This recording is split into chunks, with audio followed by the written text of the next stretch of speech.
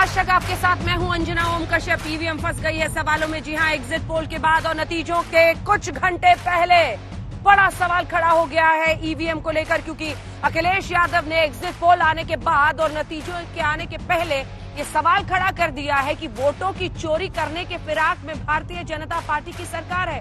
उन्होंने कहा कि अफसरों ने उन्हें जानकारी दी है कि जहां जहां पर बीजेपी को लगता है वो हार रही है, वहां पर काउंटिंग स्लो करा दी जाएगी। वहां पर अलग अलग तरीके से वो ईवीएम मैनिपुलेशन, ईवीएम की गड़बड़ी, ईवीएम के जरिए वोटों की चोरी जैसे गंभीर सवाल खड़े कर रहे हैं। उन्होंने यहां तक कहा है कि एग्जिट पोल से माहौल बनाया जा रहा है, इसके बाद ईवीएम में गड़बड़ी की जाएगी और उसके बाद बीजेपी की जीत होगी। यानी जीत के पहले विवादों में फंस गई है एक बार फिर से ईवीएम। अक्सर आपने सुना होगा नतीजों वाले दिन दोपहर होते होते ईवीएम का नाम, लेकिन यहाँ तो नतीजों के पहले ही आ गया है। क्या है ये? पहले से हार की भूमिका तैयार की जा रही है अखिलेश यादव की तरफ से एग्जिट पोल आने के बाद, या फिर उनके आरोपों में है दम? ये रिपोर्ट हम आपको दिखाते हैं, जरा दिखाते हैं कि किस तरह से ये जुबानी जंग नेताओं के बीच में चल रही है। फिर खास मेहमान हमारे साथ जुड़ेंगे। क्या ईवीएम से चुनावों में वोटों की गिनती में गड़बड़ी की जा सकती है? इस एक घंटे तक इसी बात पर चर्चा करेंगे, लेकिन पहले सुन लीजिए किसने कैसे हमला बोला।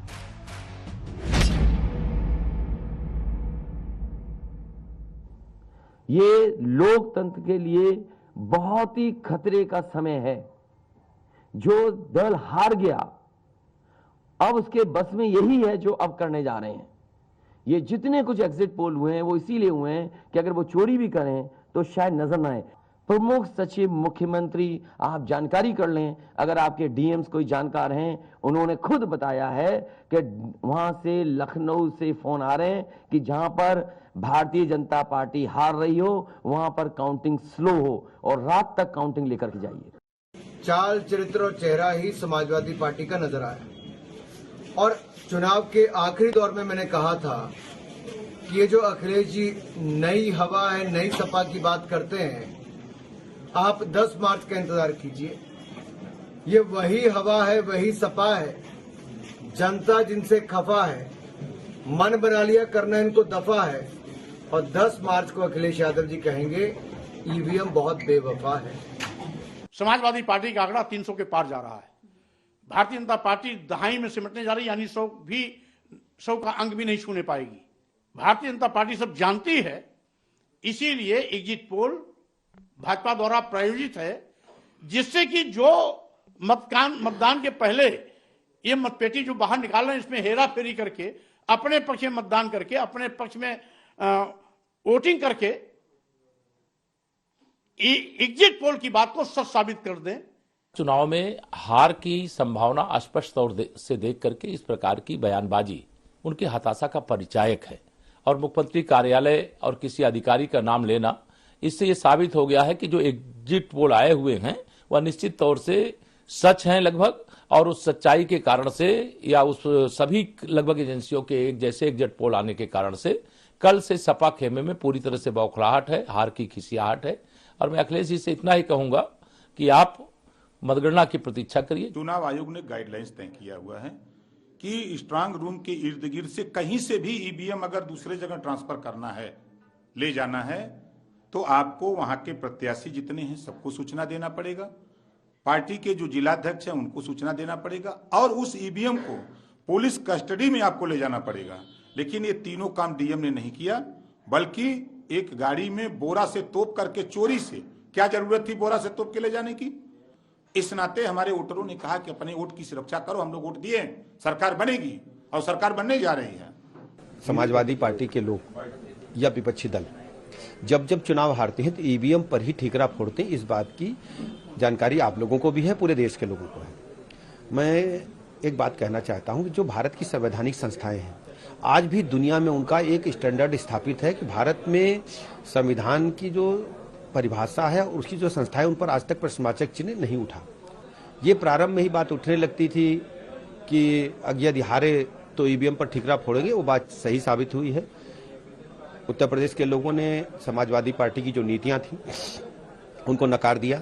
जिस तरीके की भारतीय जनता पार्टी चुनाव में गड़बड़ी करने की कोशिश कर रही है, जिस तरीके से बनारस में आपने देखा ईवीएम सड़क पे पड़े रहे, घंटे 2 घंटे पड़े रहे, जहां मैजिस्ट्रेट की जिम्मेदारी रही होगी, जहां जिम्मेदारी रही होगी पुलिस व्यवस्था की, उनको लेके जाने के लिए, उनको वो छोड़ के कैसे भाग गए? और अगर भाग गए तो उस मैजिस्ट्रेट को सस्पेंड क्यों नहीं किया गया, उस पुलिस अफसर को सस्पेंड क्यों नहीं किया? अगर नीयत साफ थी तो, और नीयत में ही खोट था तो आज की तारीख में चुनाव आयोग को तुरंत उसका कॉग्निजेंस लेना चाहिए और डिस्ट्रिक्ट मजिस्ट्रेट सस्पेंड हो जाना चाहिए। तो ये चीज सरासर बेईमानी कर रहे हैं, इनकी नीयत खराब है, उसके खिलाफ उत्तर प्रदेश की जनता सजग है, करने नहीं देंगे चाहे कुछ हो जाए। ये तो जो हारता है वो यही करता है। 5 साल तक ईवीएम ठीक है, 5 साल तक सारे पुलिस वाले ठीक हैं, 5 साल तक प्रशासन ठीक है, 5 साल तक जब आप मुख्यमंत्री थे आपके पास सारी पुलिस है, सब ठीक है। अब जब आप विपक्ष में गए आपको सब चीज खराब लगने लगी। अपना झांक के देखना चाहिए हमें कहाँ कमी है, आप किन मुद्दों पे चुनाव लड़े, इनका कोई मुद्दा जनता को मालूम है, हम ये फ्री में बांट देंगे। हम इन माफियाओं को चुनाव लड़ाएंगे जो जेल में 60 मुकदमे, 80 मुकदमे, 100 मुकदमे, इनके दम पे क्या सरकार बनाएंगे? और ये माफिया चुनाव बन के क्या करेगा? जनता का शोषण ही तो करेगा। क्या आपको लगता है जनता पढ़ी लिखी नहीं है या जनता को समझ में नहीं आ रहा? तो हमने आपको वो चुनावी जो जुबानी जंग है वो तो सुना दी, लेकिन क्या वाकई ईवीएम के साथ टैंपरिंग मुमकिन है? इतना कहा जाता है, आम आदमी के मन में भी क्या अविश्वास बन जाता है इससे? इन तमाम सवालों पर चर्चा करेंगे। सभी खास मेहमान हमारे साथ जुड़ गए हैं। प्रेम शुक्ला भारतीय जनता पार्टी के राष्ट्रीय प्रवक्ता हमारे साथ जुड़ गए हैं। सुप्रिया श्रीनेत कांग्रेस पार्टी का पक्ष रखेंगी। मुजफ्फर खान नेता समाजवादी पार्टी के हमारे साथ जुड़ रहे हैं। शरद प्रधान जी हमारे साथ वरिष्ठ पत्रकार जुड़ेंगे और प्रदीप गुप्ता जी हमारे साथ यहाँ पर मौजूद हैं, जो कि सोफोलॉजिस्ट हैं, सीएमडी हैं एक्सेस माई इंडिया के, जिन्होंने ये एग्जिट पोल हमारे लिए किया है। प्रेम शुक्ला जी कुछ ही देर में हमारे पास आएंगे। मुजफ्फर खान साहब, सबसे पहले आपके पास आते हुए, आपने न सिर्फ ईवीएम पर सवाल खड़ा किया है, आप लोग कह रहे हैं कि तमाम एग्जिट पोल प्रायोजित हैं, बीजेपी ने ये एग्जिट पोल कराए हैं। क्या आधार है आपके इस आरोप पर? देखिए अंजना जी, अगर हम ईवीएम की बात करें, हाँ, तो आपको याद होगा कि किस तरह से वाराणसी के अंदर ईवीएम का ट्रक पकड़ा गया और दूसरी गाड़ियां वहां से फरार हो गईं। उसके बाद वहां के जो डीएम साहब हैं, उन्होंने कहा कि ये डेमो के लिए हम लोग लेके जा रहे थे। तो ये बात तो उनकी वहां के कमिश्नर ने ही खारिज कर दी एक तरह से। उन्होंने माना कि जो उसके प्रोटोकॉल होते हैं उसका पालन नहीं हुआ, इसमें वाकई गलती हुई है।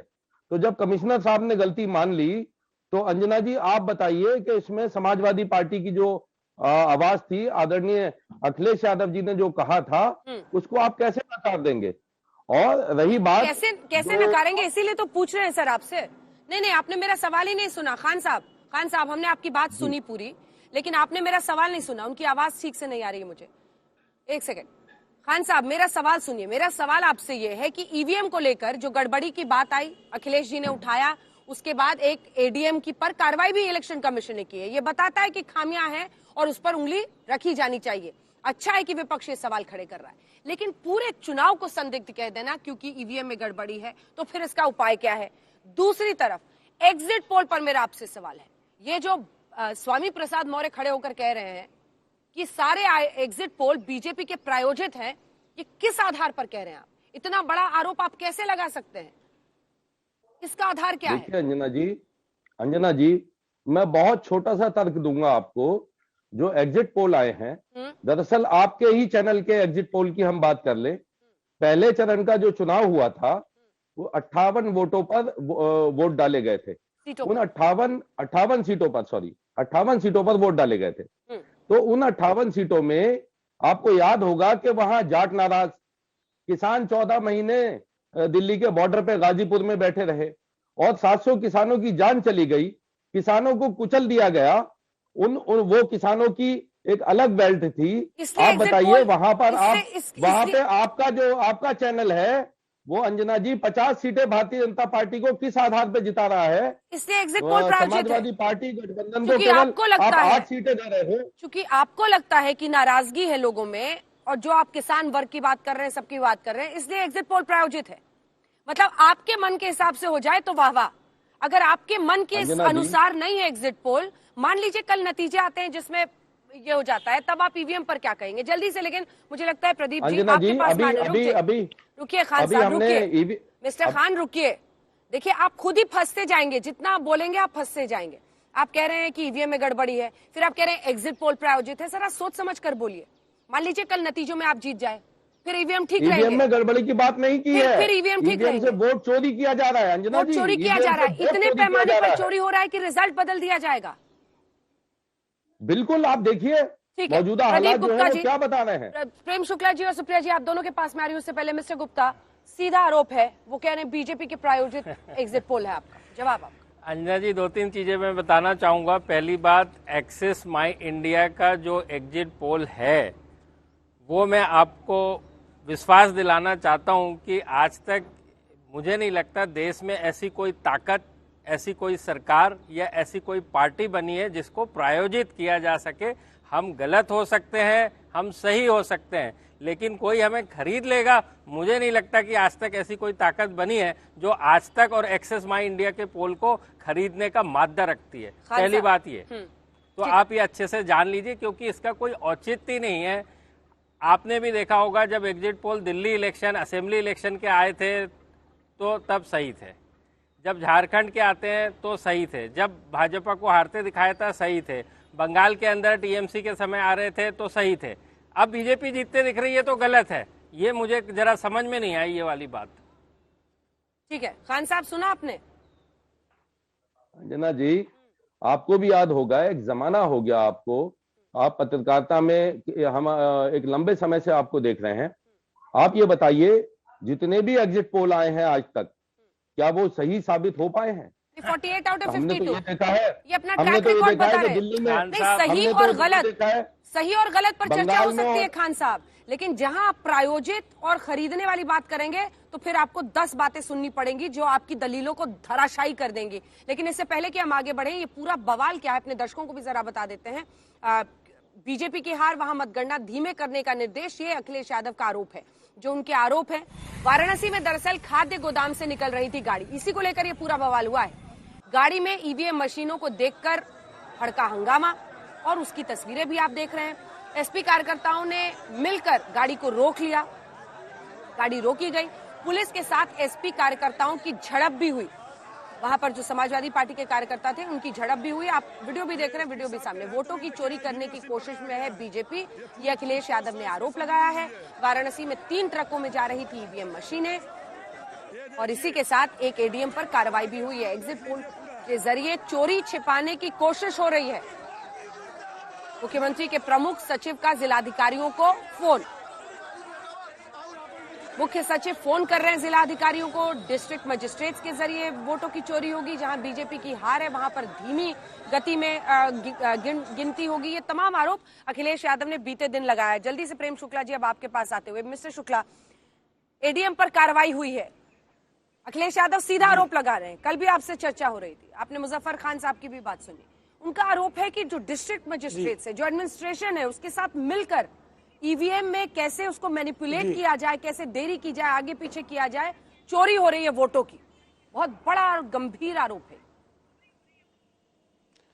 जी देखिए, हास्यास्पद आरोप है, और जब पराजय के गर्त में जिस तरह से गिरे हैं, वो हताशा में आकंठ डूबे हुए हैं, इस तरह के आरोपों के अलावा उनके पास अब राजनीति में प्रासंगिकता के लिए कोई विकल्प शेष नहीं बचा है।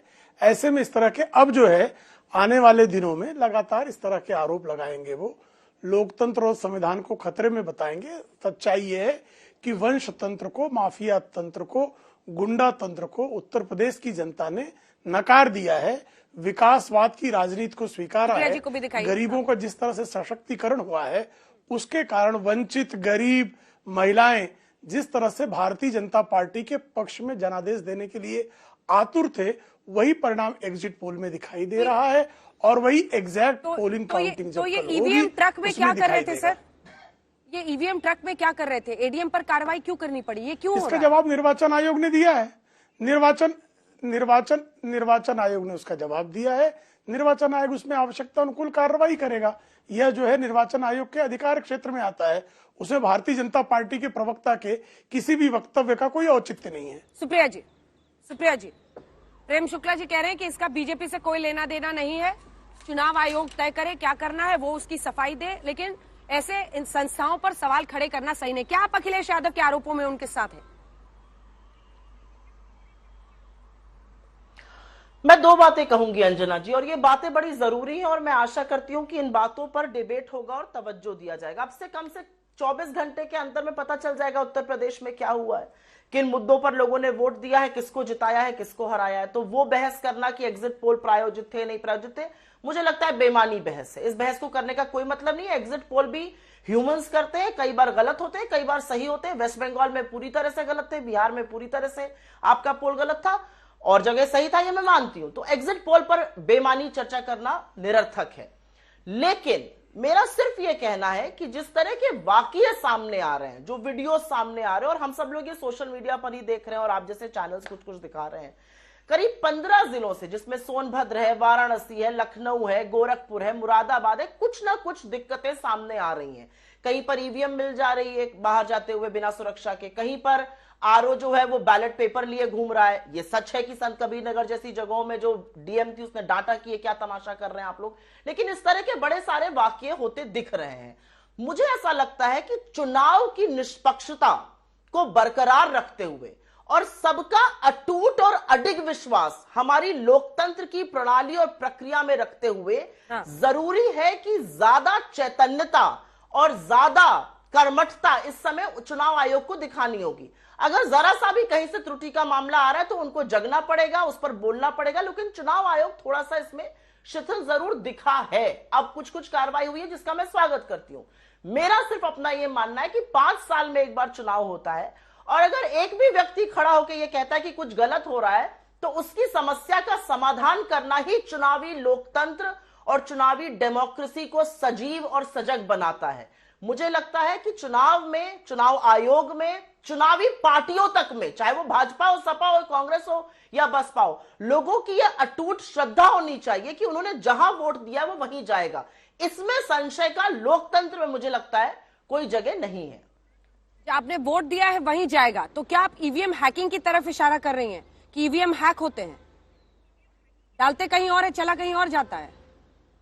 नहीं, बिल्कुल नहीं। आप मेरी बात नहीं समझी। नहीं, आप मेरी बात नहीं समझी। मेरा यह मतलब है कहने का, जो इनविंसिबल फेथ होना चाहिए, जो अनफ्लिंचिंग फेथ होना चाहिए डेमोक्रेटिक प्रोसेस में। हमने वोट दिया है, वहां जाएगा, ईवीएम के साथ कोई गड़बड़ नहीं होगी। चुनावी तंत्र जो लोग संभाल रहे हैं, चाहे वो एसडीएम हो, डीएम हो, कमिश्नर हो, उनके साथ कोई गड़बड़ नहीं होगी, रूल्स का पालन होगा। अगर कमिश्नर को वाराणसी में आके यह स्वीकार करना पड़ा कि हाँ त्रुटि हुई थी, तो ये भारी त्रुटि है। और एक बात याद रखिएगा, ये त्रुटि इसलिए भी बढ़ जाती है क्योंकि ये कोई ऐसा वैसा क्षेत्र नहीं है, ये प्रधानमंत्री का संसदीय क्षेत्र है। मेरा अपना मानना यह है कि चुनाव प्रणाली की जो सजगता है, जिसको कहते हैं you have to have indisputable faith in elections in this country, और उसके अंतर्गत मुझे लगता है कि अनर्गल आरोप भी नहीं लगाने चाहिए। और अगर कहीं से त्रुटियों की बात आ रही है तो उस पर बड़ी ही सख्त कार्रवाई होनी चाहिए, जिससे कि किसी के मन में संशय ना रहे। सुप्रिया जी, ये अविश्वास कौन पैदा कर रहा है? पर विपक्ष के नेता ही कर रहे हैं ना।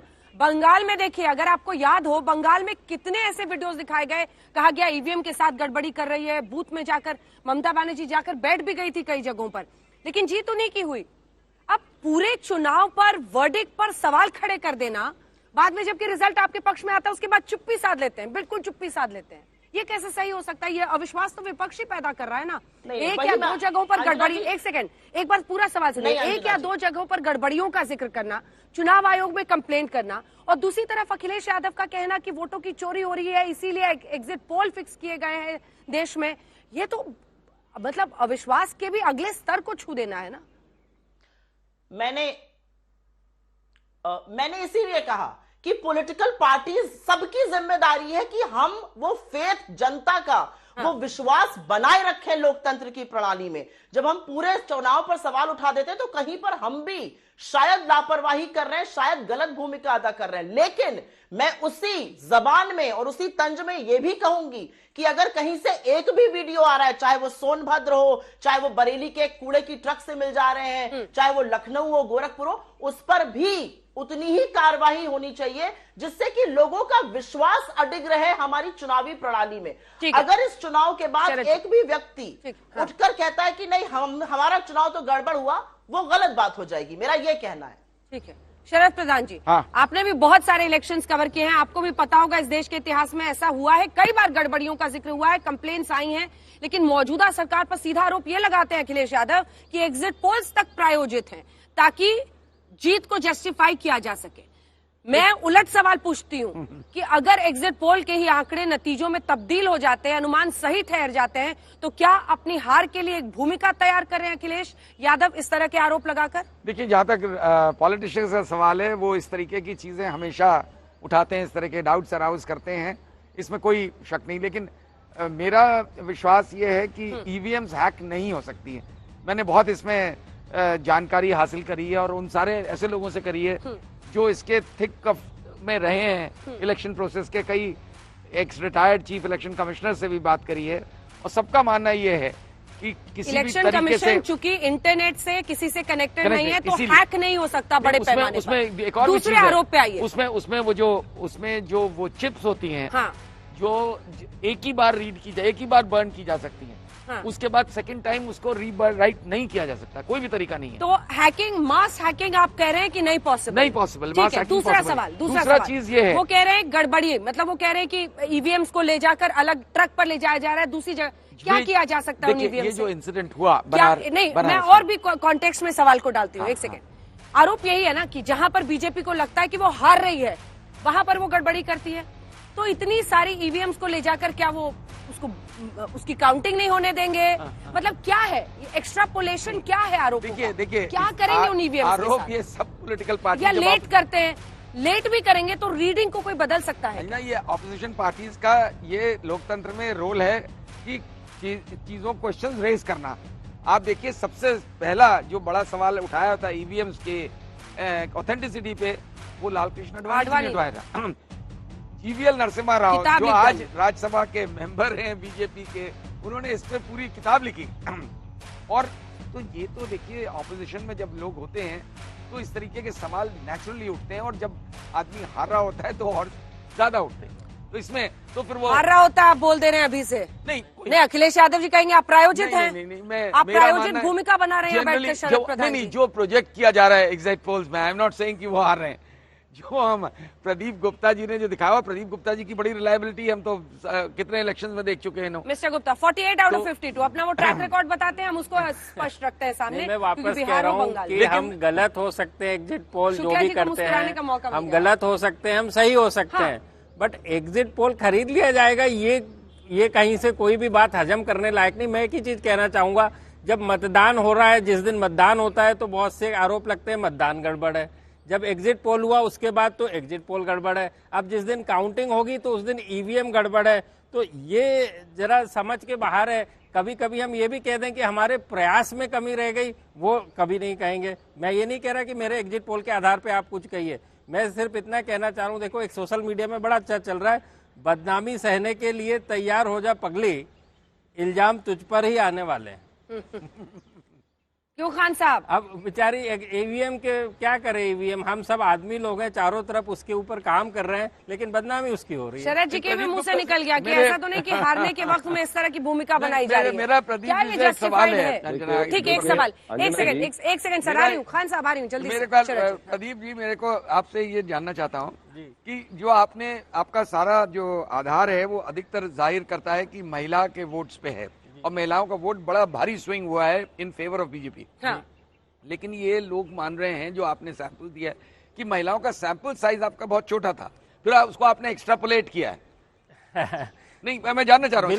बिल्कुल सही कहा है, और बिल्कुल रिपोर्ट में 27% महिलाओं का सैंपल साइज लिया है। तो हमारा टोटल सैंपल साइज है 1,21,000 यानी करीब 300 रिस्पोंडेंट से हर विधानसभा में उत्तर प्रदेश की बात की गई है। अब आपका जो सवाल है कि 27% है 50% की बनिस्बत, तो जो हम रिप्रेजेंटेटिव सैंपलिंग जिसको कहते हैं, कि उस विधानसभा में जिस अनुपात में जाति उपलब्ध है, जिस अनुपात में एज ग्रुप्स हैं, अलग अलग एज ग्रुप्स हैं, और जिस अनुपात में उन गांवों में जनसंख्या है, कहने का मतलब है एक विधानसभा में जनरली 60 के करीब गांव होते हैं और शहर भी होते हैं 2-3। बिल्कुल। तो उसको उसी अनुपात में हम बोलते हैं representative sampling across demography and geography. Right, ठीक है। उसी हिसाब से हम 27% महिलाओं से बात किए, ओवरऑल टोटल में 27% का मतलब आप समझते हैं, 27% का मतलब है 35,000 से भी ज्यादा महिलाओं से बात करना।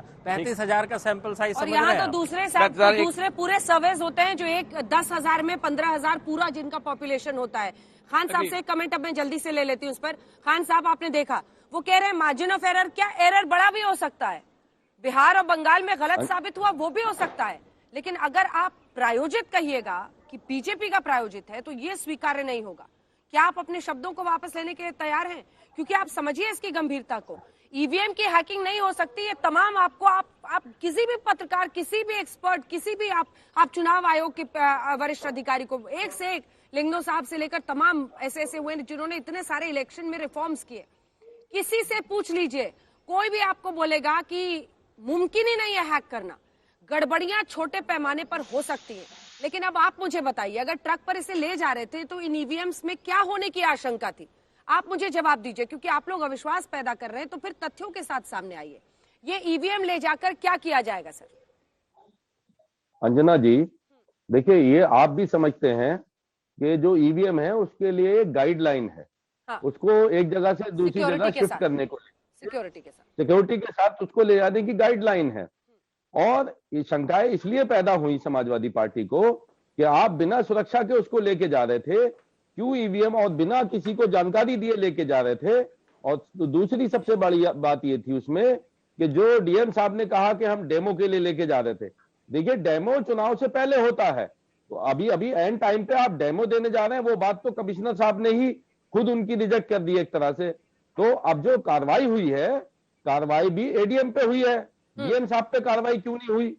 यहां बड़ा सवाल ये है, वहां निगरानी कौन कर रहा था, वहां मुखिया कौन था बनारस के अंदर? और इतनी खास संसदीय सीट जिसमें जहां से प्रधानमंत्री आते हो, वहां इस तरह की घटना घट जाए तो तमाम तरह के सवाल लोगों के मन में उठना वाजिब बात है। और सबसे बड़ी बात यह अंजना जी, दो पक्ष हो सकता है ना मुजफ्फर जी, एक पक्ष आप लोगों का है, एक पक्ष चुनाव आयोग का है। बीजेपी पल्ला झाड़ रही है। प्रेम शुक्ला जी कह देंगे निर्वाचन आयोग से पूछे जी, मैं आपसे पूछ रही हूँ। चुनाव आयोग कह रहा है कि डेमो के लिए हम ले जा रहे थे, वो गलत साबित हुआ, एडीएम पर कार्रवाई हुई है। लेकिन आशंका क्या है ईवीएम को लेकर? जो लोगों के मन में सवाल उठता है, क्या हमसे भी 1000 लोग पूछते हैं क्या ईवीएम की हैकिंग मुमकिन है? तो मास हैकिंग मुमकिन नहीं है, मुझे लगता है इस पर तो कंसेंसस बन गया है। लेकिन ऐसे ईवीएम अगर इधर उधर ले जाया जा रहा है तो क्या करती है बीजेपी? क्या डर है आप लोगों को? डीएम क्या करेंगे? अगर आप इस पर लाइट छेड़ेंगे तो शायद लोगों को भी समझ में आएगा कि आप लोग क्या कहना चाह रहे हैं। अंजना जी, हाँ। चोर और पुलिस अगर एक हो जाएंगे, हाँ। वो जनता का तो भगवान ही मालिक है। देखिए, दोनों को अलग अलग काम करना होता है। प्रशासन जो है उसे अपनी जिम्मेदारी निभानी चाहिए। ऐसे बहुत अधिकारी हैं उत्तर प्रदेश के अंदर जो ईमानदार हैं, जिनका डंका बजता है। तो उन्हीं से आदरणीय अखिलेश जी ने आह्वान किया है कल कि उन्हें बाहर निकल के आना होगा, क्योंकि ये लोकतंत्र बचाने का समय है। ऐसे हालात पैदा होने ही क्यों दिए जा रहे हैं? हम पूछना चाहते हैं भाजपा के मित्र आदरणीय शुक्ला जी से, वो बताएं कि ऐसे हालात पैदा हुए क्यों? क्योंकि सबसे अहम बात यह है अंजना जी, ये चुनाव बदलाव के लिए चुनाव था, और जिन्होंने वोट दिया, क्या ये जो एग्जिट पोल आया है, क्या ये उनकी भावनाओं को आहत नहीं करता है? ठीक है, शुक्ला जी से इसका जवाब लेंगे। 2 दिन बाद शुक्ला जी से इसका जवाब लेंगे। शुक्ला जी आप बताइएगा, एडीएम पर कार्रवाई डीएम पर क्यों नहीं? ये प्रधानमंत्री का संसदीय क्षेत्र है, वो कह रहे हैं कि लोकतंत्र बचाना होगा, आप लोग अधिकारियों के जरिए अपना वोटों की चोरी का जो एजेंडा है उसको पूरा कर रहे हैं। जवाब दीजिएगा, लेकिन उससे पहले एक बार सुना देते हैं अखिलेश यादव ने क्या कहा है और क्या कह रहे हैं उस पर। अनुराग ठाकुर, ये लोकतंत्र के लिए बहुत ही खतरे का समय है। जो दल हार गया, अब उसके बस में यही है जो अब करने जा रहे हैं। ये जितने कुछ एग्जिट पोल हुए हैं वो इसीलिए हुए हैं कि अगर वो चोरी भी करें तो शायद नजर ना आए। प्रमुख सचिव मुख्यमंत्री, आप जानकारी कर लें, अगर आपके डीएम्स कोई जानकार हैं, उन्होंने खुद बताया है कि वहां से लखनऊ से फोन आ रहे हैं कि जहां पर भारतीय जनता पार्टी हार रही हो वहां पर काउंटिंग स्लो हो और रात तक काउंटिंग लेकर के जाइए। चाल, चरित्र और चेहरा ही समाजवादी पार्टी का नजर आया। और चुनाव के आखिरी दौर में मैंने कहा था कि ये जो अखिलेश जी नई हवा है, नई सपा की बात करते हैं, आप 10 मार्च का इंतजार कीजिए। ये वही हवा है, वही सपा है जनता जिनसे खफा है, मन बना लिया करना इनको दफा है, और 10 मार्च को अखिलेश यादव जी कहेंगे ईवीएम बहुत बेवफा है। लोकतंत्र को खतरा, देश में, और वो उन्होंने ये भी कहा है कि आखिरी चुनाव है लोकतंत्र का, अगर जिस तरह से आप लोग एक तरह से सिस्टम पर कब्जा कर रहे हैं। शुक्ला जी बोले तो मैं देखिए, लोकतंत्र दीर्घजीवी है, वंश तंत्र, गुंडा तंत्र, माफिया तंत्र, इसके लिए निश्चित तौर पर आखिरी चुनाव था, क्योंकि माफिया तंत्र को उत्तर प्रदेश की जनता ने विकासवाद को स्वीकार करके माफिया तंत्र को नकार दिया है। जिस तरह से गरीबों का, वंचितों का, महिलाओं का सशक्तिकरण हुआ है, उसके कारण गुंडा तंत्र को नकार दिया गया है। और जो गुंडे जो है, हर जिले को एक गुंडा रूल करता था, वन डिस्ट्रिक्ट वन प्रोडक्ट के माध्यम से, जिस तरह से काम। शुक्ला जी, अब तो चुनाव हो गए हैं, अब ये सब बात हो गई है, वोट पड़ चुका है। नहीं तो जो सत्य है तो सत्य तो चुनाव के पहले भी, चुनाव के बाद भी। ठीक है शुक्ला जी, ठीक है, सत्य सत्य है, आपका सत्य अलग है, उनका सत्य अलग है। ये वीडियो देखिए, ये वीडियो किसी ने मतलब बनाया तो नहीं है ना, झूठ है, ये हुआ है। ये कैसे झूठ है सर? एडीएम पर कार्रवाई की है चुनाव आयोग ने, क्या कर रहा था ये ईवीएम? इसकी जवाबदेही किसकी है? निर्वाचन आयोग किसी को दोषी पाएगा तो कार्रवाई करेगा। एडीएम पर कर रहा है ना, यहाँ तो डीएम, निर्वाचन आयोग की जवाबदेही है, निर्वाचन आयोग चुनाव करवाता है। डीएम को लेकर आरोप है तो डीएम हाँ, तो निर्वाचन आयोग तय करेगा ना। देखिए, डीएम को कौन बचा रहा है? अंजना जी, सर डीएम को कौन बचा रहा है? अंजना जी, निर्वाचन आयोग, अंजना जी, निर्वाचन आयोग जिसको जिम्मेदार पाएगा उस पर कार्रवाई करेगा। अखिलेश सिंह यादव की कपोल कल्पना के आधार पर इस देश की जो है आचार संहिता नहीं चलेगी, इस देश का आईपीसी नहीं चलेगा, इस देश का सीआरपीसी नहीं चलेगा। अखिलेश सिंह यादव के गुंडा तंत्र से नहीं चलेगा। शुक्ला जी, आप समझ नहीं रहे। निर्वाचन आयोग को जो दोषी दिखाई देगा उस पर कार्रवाई होगी। एक सेकंड, मास मैं समझ रहा हूँ, उसका उत्तर भी दे रहा हूँ। सुप्रिया जी भी कह रही हैं, ये सभी लोग मान रहे हैं, लेकिन गड़बड़ी की बात क्यों आती है? अरे ये तो एक वीडियो बन गया ना, एक जगह पे ईवीएम को गाड़ी में पकड़ा गया। सुनिए तो शुक्ला जी, एक जगह ना गाड़ी को ईवीएम में पकड़ा गया। अगर और कुछ जगहों पर ऐसा हो रहा है तो फिर किसके? देखिए, ये व्यवस्था पर या तो विश्वास रखेगा इंसान या फिर अविश्वास से पूछेगा। और अगर ये अविश्वास ऐसे वीडियोस के जरिए आता है तो ये बहुत गंभीर है। हो सकता है आप ये बार बार कहें कि हमारा इससे लेना देना नहीं, लेकिन फिर चुनाव आयोग ऐसा क्यों कर रहा है? डीएम एडीएम क्या कर रहे हैं? पहले कहते हैं डेमो के लिए जा रहा था, चुनाव होने के बाद ये डेमो के लिए जा रहा था। ये क्या मजाक है सर? ये कौन स्वीकारेगा? आप इसकी गंभीरता को समझिए। निर्वाचन, देखिए मैं पूरी गंभीरता से बता रहा हूँ। गंभीरता को कम हास्यास्पद बनाने का काम सपा, कांग्रेस इत्यादि के लोग कर रहे हैं। निर्वाचन आयोग हमारे यहाँ स्वायत्त जो है संस्था है। अगर कोई दोषी होगा, कोई गड़बड़ करेगा, उसके खिलाफ निर्वाचन आयोग कार्रवाइयां करता है। निर्वाचन आयोग के अतिरिक्त और किसी के पास अधिकार है तो वह न्यायपालिका है। प्रशासन के पास निर्वाचन के मामलों में कार्रवाई करने का किसी प्रकार का कोई अधिकार नहीं होता है। जिसको निर्वाचन आयोग दोषी पाएगा, जो शिकायत जाएगी उसकी पड़ताल होगी, उसकी जांच के अनुकूल जो निर्णय लेना होगा निर्वाचन आयोग देगा। अब तो सर्वोच्च न्यायालय के बारे में श्रीमान राहुल गांधी पार्लियामेंट में खड़े होकर कहते हैं कि इस देश का सर्वोच्च न्यायालय इस देश को बांट रहा है। तो जिन लोगों ने सर्वोच्च न्यायालय को उद्धृत करके असत्य बोलने का ठेका ले रखा हो, अब ऐसे जो लगातार पराजय के कारण हताशा के गर्त में गिर चुके हैं, ऐसे लोग लोकतंत्र के बारे में जिनका वंशतंत्र समाप्त हो रहा है तो वो चिल्लाएंगे। जनता ने हमको स्वीकारा है जी, जनता ने स्वीकारा है। आप पहलवान नहीं, पिद्दी है, पिद्दी पहलवान है। जनता ने गुंडों को पटखनी दे दी है, नतीजा तो आ जाने दीजिए। सुप्रिया जी, वंशतंत्र को पटखनी दे दी है। जफर खान साहब, आपका नाम ना तो प्रेम शुक्ला है ना सुप्रिया श्रीनेत है। मैं बहुत सम्मान के साथ आपसे बोल रही हूँ कि आज तक पर हल्ला बोल में ये चीखा चिल्ली का मैच नहीं चलता। अपनी अपनी बारी में बोलिए, अपनी बारी में बोलिए। अगर आपको जवाब देना है हाथ उठाइए सर, मैं जरूर आऊंगी। प्रेम जी एक लाइन में अपनी बात पूरी कीजिए, सुप्रिया जी बोलेगी। देखिए, वंशतंत्र की पराजय के कारण जो वंश के जो समझते थे हम तो चांदी का चम्मच लेकर जन्मे हैं और चुनाव जीतना हमारा जन्मसिद्ध अधिकार है, उनको गरीबों और वंचितों ने जिस तरह से सबक सिखाया है उस कारण वो चिल्ला रहे हैं और समग्र संवैधानिक व्यवस्था को जो है सशंकित करने का वो कुकर्म कर रहे हैं। इस कुकृत्य को जनता देख रही है। ठीक है सुप्रिया जी, जीते तो जनता ने जिताया, ईवीएम ने जिता दिया, क्या बोला जाएगा कांग्रेस पार्टी की तरफ से? अंजना जी, मैं तो सिर्फ इतना ही कहूंगी, थोड़ा हौले हौले, ये एग्जिट पोल है, रिजल्ट कल आएंगे और मेरा सिर्फ एक कहना है, मैं ये नागरिक होने के नाते भी कहती हूं, सार्वजनिक जीवन में एक पॉलिटिकल पार्टी को रिप्रेजेंट करते हुए भी कहती हूं, ये हम सबकी जिम्मेदारी है कि एक भी वोटर के मन में ये संशय ना आए कि कुछ गड़बड़ी हुई है। ये भाजपा की भी जिम्मेदारी है, कांग्रेस की भी जिम्मेदारी है, सपा और बसपा सबकी जिम्मेदारी है, ये मीडिया की जिम्मेदारी है, ये तंत्र की जिम्मेदारी है।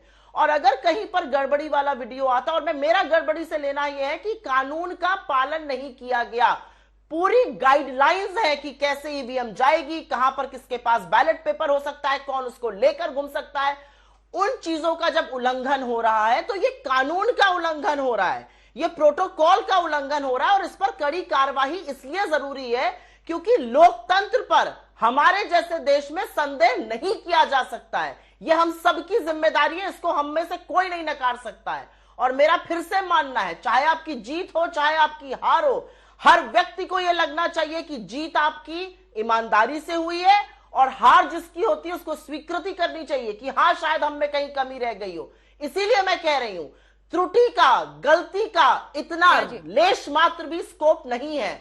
और जो लोग बेवकूफी में, चाहे वो डीएम हो या एडीएम हो या तहसीलदार और लेखपाल जो आरओ बने वो ये कर रहे हैं, उनको सिखाना पड़ेगा, समझाना पड़ेगा कि 2-4 लोगों के चलते पूरे लोकतंत्र पर सवाल नहीं खड़ा हो सकता है।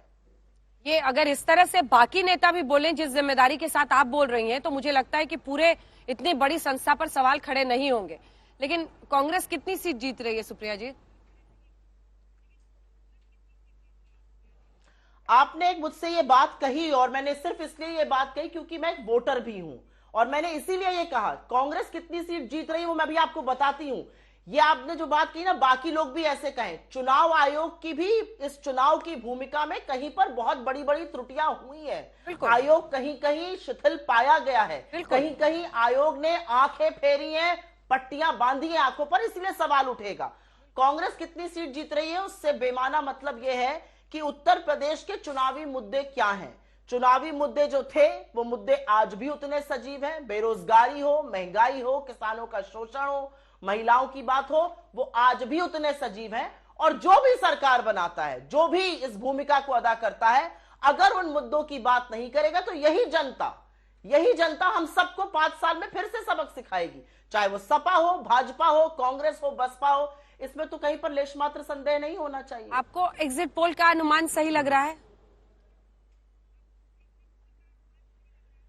नहीं, बिल्कुल नहीं। मुझे लगता है एग्जिट पोल में नंबर्स बहुत ज्यादा एग्जैजरेटेड है।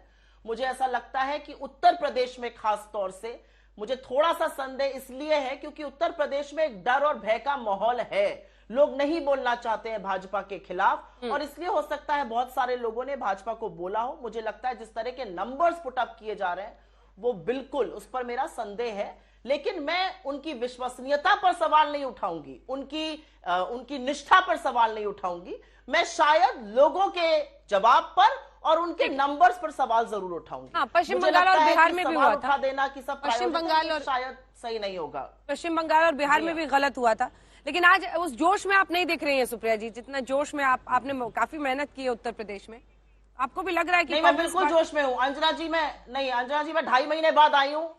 मैं 2.5 महीने बाद आई हूँ और मैं बहुत थकी हुई हूँ। वो जोश बरकरार है लेकिन मैं बहुत थकी हुई हूँ। चलिए ठीक है, अभी आज ही पहुंची हूँ। कल जरूर आइएगा। कल भी आपसे आज तक पर बात होगी, कल ताबड़तोड़ नतीजे आएंगे, उस पर बाद चर्चा होगी। देखिए खान साहब, इतना ग्रेस तो होना चाहिए कि आप ऐसी संस्थाओं पर अगर पूरा सवाल खड़े कर दें, एग्जिट पोल, मीडिया प्रायोजित, इलेक्शन कमीशन प्रायोजित, सब बिके हुए हैं जी वाला, ये फंडा ठीक नहीं होता है।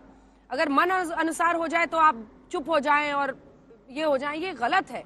गड़बड़ी है बताइए, जो वीडियो है वो हम दिखा रहे हैं। औरैया में आपके कार्यकर्ता जा रहे हैं और कहा है अखिलेश जी ने कि आप लोग सतर्क रहिए, अच्छी बात है। लेकिन हर संस्था पर ऐसे एकदम कीचड़ उछाल देना, ये सही प्रथा नहीं है जो आप लोग सेट कर रहे हैं। मान लीजिए कल जीत गए तो क्या कीजिएगा? अंजना जी, मुजफ्फर जी, कल जीत गए तो क्या कहिएगा? जब मैं वहीं आ रहा हूं, आप जो पूछ रहे हैं अंजना जी, जब हम वोट मांगने जाते हैं तो हम कहते हैं कि आपका अमूल्य वोट, आपका कीमती वोट, वो कीमती वोट के चुनाव आयोग जो है वो चुनाव आयोग के जो अधीन आते अधिकारी वो इतने गैर जिम्मेदार कि उनके उस वोट को कूड़े की गाड़ी के अंदर लेके जा रहे हैं। एक बड़ा सवाल जो है, सवाल हमारे ऐसे ही नहीं थे। समाजवादियों ने, आपको आवाज आ रही है मेरी? हाँ, आ रही है, पूरा कीजिए। शुक्ला जी जवाब देने के लिए तैयार है। अंजना जी, तो जो जिस तरह से ईवीएम, चाहे बरेली हो चाहे सोनभद्र हो, जो एसडीएम है वो चोरी करके भागे जा रहे थे गाड़ी में ईवीएम लेके, तो कार्रवाई तो अभी हुई नहीं है। समाजवादी पार्टी इस घटना को लेके हाईकोर्ट जाने जा रही है। हमारे नेता ने इसका संकेत दे दिया है। तो ये जो तमाम चीजें हो रही हैं, ये दरअसल हो क्यों रही है अंजना जी, ये आपको समझने की जरूरत है। कि हमारे पास ये रिपोर्ट है कि बीजेपी ने जब ये देखा कि हम चुनाव बुरी तरह से हार गए, सुपड़ा साफ हो गया उत्तर प्रदेश से, क्योंकि हर मोर्चे पे बीजेपी फेल रही। चाहे वो महिला सुरक्षा की बात हो, चाहे वो किसान की बात हो, चाहे नौजवान की बात हो। अंजना जी, जब ये सरकार और देखिए प्रदीप जी हैं कि महिलाओं को बता रहे हैं कि योगी जी उनके फेवरेट है, मोदी जी फेवरेट है। बिल्कुल देखिए, जो ये कह रहे हैं उनको सच्चाई नहीं पता। उन्हें मालूम नहीं कि वो महिला महंगाई से कितनी त्रस्त है। कड़वा तेल 200 रुपए लीटर बेच दिया इन्होंने, किसी ने कल्पना की थी क्या अंजना जी?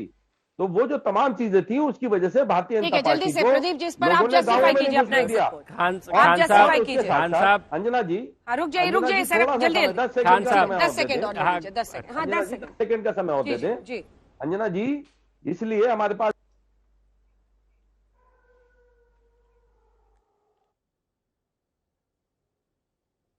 ऑडियो चला गया सर आपका। गुप्ता जी कन्विंस कीजिए भाई, वो कह रहे हैं कि अब इतनी महिलाएं नाराज थी और आपने महिलाओं को दिखा दिया कि मैं खान साहब को बताऊं कि हमारे सर्वे में भी ये लिख के दिया है मैंने, जो सर्वे में पाया गया है कि महंगाई, बेरोजगारी अपने चरम पर, आवारा पशु का विषय बिल्कुल, किसानों का आंदोलन बिल्कुल, ये सारे मुद्दे व्याप्त थे। और शायद इसी के चलते जो समाजवादी पार्टी को, जो मुख्य विपक्ष की भूमिका में है, जिसका कि 2017 में 22%, 2019 में बसपा के साथ गठबंधन में भी 22% वोट मिला था, वो 22 से उठ के 36 हो रहा है हमारे सर्वे के अनुसार, यानी 14% की बढ़त। ये 14% बहुत बड़ा मायने रखता है। आपको उत्तर प्रदेश की जनसंख्या का आभास है। उसके उलट बीजेपी के जो 51% वोट थे 19 के अंदर, वो सर्वे के अंदर अब 46 आ रहे हैं, करीब 10% की गिरावट। तो ये सारी चीजें सामने हैं। हाँ। ऐसा कुछ भी नहीं है कि मुद्दा था या नहीं था तभी तो आपको 36% लोग मान रहे हैं और आपकी तरफ वोट कर रहे हैं। जल्दी से प्रधान साहब। मेरा ये मानना है कि वो तो ठीक है, बात जहाँ तक हैकिंग की बात है उसमें कोई विश्वास नहीं है। हाँ। लेकिन उसके बाद लेकिन एक बात बताइए, गाँव में बहुत छोटे कस्बों में ईवीएम अलग अलग तरह की गाड़ियों पर, मतलब किस तरह का हमेशा इंश्योर होता है क्या कि वो कार्स में हो, पुलिस एस्कॉर्टेड हो, क्या है पूरा प्रोटोकॉल होता है? और ये काम है उसमें जो प्रोटोकॉल के 1, 2, 3 अगर जल्दी से आप बता दें, दर्शक भी समझ जाएंगे। ये तो जो वाराणसी की कमिश्नर ने जब ये एडमिट करा कि प्रोटोकॉल में गलती हुई है, तो देखिए जो इलेक्शन कमीशन की विश्वसनीयता पे और ऑटोनॉमी पे जो सवाल उठ रहे हैं वो इसलिए उठ रहे हैं क्योंकि आज उस तरीके की कार्रवाई नहीं होती जिस तरीके की स्टेशन। लेकिन क्या बीजेपी से लिंक बनता है? क्या बीजेपी से सीधा लिंक बनता है ऐसी गड़बड़ी का? देखिए, इसलिए शक पैदा होता है, जो भी सरकार बैठी हो उसके ऊपर शक पैदा होता है कि उसके प्रेशर में काम कर रहा है इलेक्शन कमीशन। मिस्टर शुक्ला, ये चीजें तमाम डायरेक्ट बोला है उन्होंने, डायरेक्ट बोला है। बिल्कुल, ये शक होने की लाजमी है। ये शक होना कोई भी, अगर आज इनकी सरकार नहीं होती, ठीक है, एक कमेंट ले लेते हैं। सुश्री कश्यप, क्योंकि एक्शन नहीं होता है प्रॉपर। जी श्री शुक्ला जी बोले निर्वाचन आयोग के बारे में। हाँ, सुश्री कश्यप जी समझें, जब निर्वाचन आयोग में श्रीमान टीएन शेषन जो मुख्य निर्वाचन आयुक्त थे, तब भी बिहार के तत्कालीन मुख्यमंत्री लालू प्रसाद यादव उन पर आशंका व्यक्त करते हुए सर्वोच्च न्यायालय तक गए थे। नवीन चावला को जब चीफ इलेक्शन कमिश्नर बनाया गया तो आपातकाल के दौरान संजय ब्रिगेड के अधिकारी होने के नाते सारे विपक्ष ने उनके खिलाफ पत्राचार करने के बाद भी श्रीमती सोनिया गांधी ने डॉक्टर मनमोहन सिंह से कहकर उनको निर्वाचन आयुक्त बनवाया। बार बार इस तरह के आरोप लगते रहे, लेकिन हमने कभी नहीं कहा कि ये कांग्रेस कर रही है, क्योंकि हमें जो है निर्वाचन आयोग समेत जितनी भी संवैधानिक संस्थाएं हैं उनका सम्मान हमारे मन में था। लेकिन चूंकि राहुल गांधी अखिलेश सिंह यादव जैसे वंशतंत्र वाले लोग आ गए हैं, ऐसे लोग जो हैं वो वीवीपैट को सब स्वीकार भी नहीं, अब इनको चिल्लाने दे रहे हैं यहाँ पर। सुश्री कश्यप, आप इनको चिल्लाने दे रहे हैं, इनके लिए नियम नहीं है लगता है। कांग्रेस के लिए आज तक नियम नहीं बनता, कांग्रेस के लिए नियम नहीं है। इसका उत्तर देने का अवसर दें। आज तक कांग्रेस के प्रवक्ता को बोला था और लगातार बोला था, आपके लालकृष्ण आडवाणी, जिनको आपने मार्गदर्शक मंडल में डाल दिया है, उन्होंने बोला था आप यहाँ दूध के पाक साफ नहीं बैठे, बिल्कुल अपने आप जी रुक जाइए। सुप्रिया जी, प्रेम जी बोल रहे थे। चलिए यहीं पर समय समाप्त हुआ, लेकिन किसका समय समाप्त हुआ? जल्दी से छोटी सी मैंने एक लाइन। अंजना जी, जो मैंने बताया 36% वोट मिले समाजवादी पार्टी को, जिसको कि 36% लोगों ने माना। दूसरी तरफ एक और भी मुद्दा है कि राशन और प्रशासन की जो व्यवस्था है, क्या कोई भी विपक्ष इसको झुटला सकता है कि ये नहीं है? जैसे मैंने कहा, बिल्कुल महंगाई है, बेरोजगारी चरम पर है, लेकिन क्या राशन और प्रशासन में सुधार नहीं हुआ है? ठीक है, इन्हीं सवालों के आधार पर उन्होंने अपना एग्जिट पोल किया है। कन्विक्शन के साथ वो बोल रहे हैं। सबसे बड़ा इम्तिहान तो इस एग्जिट पोल का भी कल होगा, लेकिन इम्तिहान उन पार्टियों का भी